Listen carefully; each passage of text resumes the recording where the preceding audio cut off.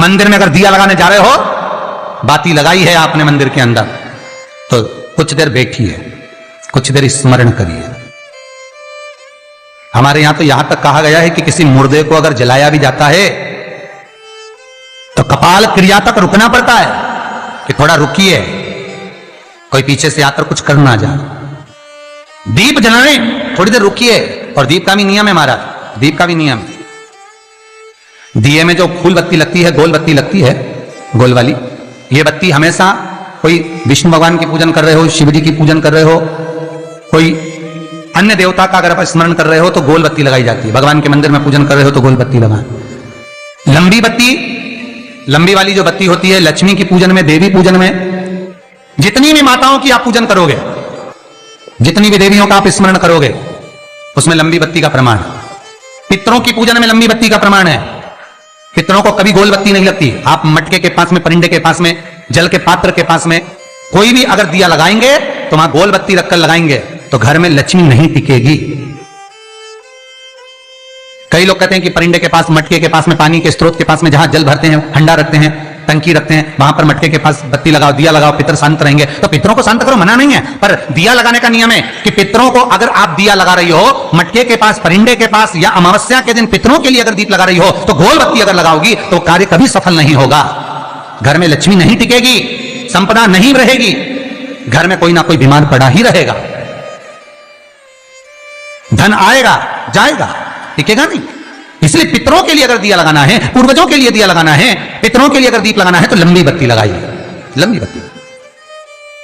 महाराज लंबी बत्ती का प्रमाण हमारे यहां शास्त्र का, गोल बत्ती का प्रमाण। और सुंदर चरित्र कहा, यदि आपके जीवन में बहुत ज्यादा लक्ष्मी से तकलीफ है, कष्ट बहुत ज्यादा है, या संबंध खराब हो रहे हैं, बहू और बेटों के संबंध खराब हो रहे हैं, अदालत में बात चली गई कि लड़की और लड़के का तलाक होने वाला है, बहू अपने घर जाकर बैठ गई, आने को तैयार नहीं है, जमाई अपने घर रह गया, लड़की को लाने को तैयार नहीं है,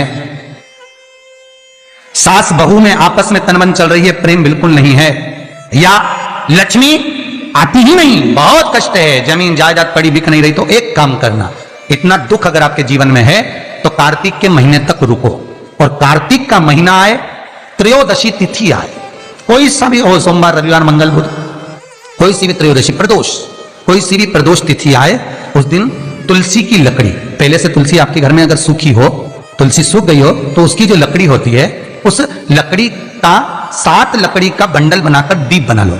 लकड़ी का दीप मतलब लकड़ी, पतली पतली डालियों को लेकर कच्चे सूत से उसको बांध दो, और बांधकर घी में डुबक दो।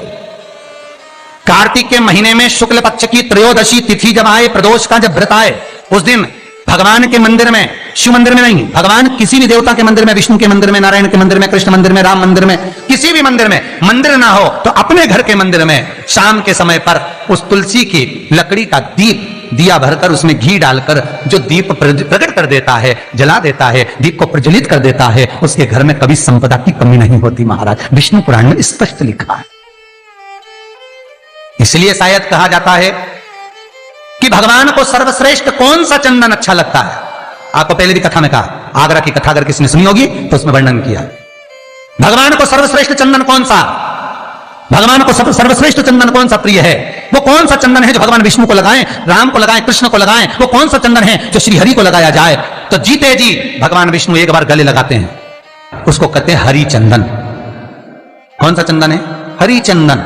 हरि चंदन बाजार में नहीं मिलेगा, हरि चंदन आपको बनाना पड़ेगा। कैसे बनाना है?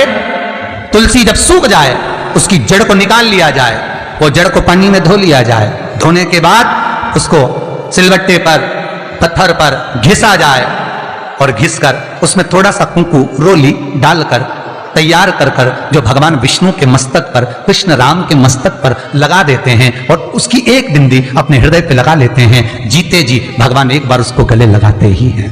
हरि चंदन प्रियता।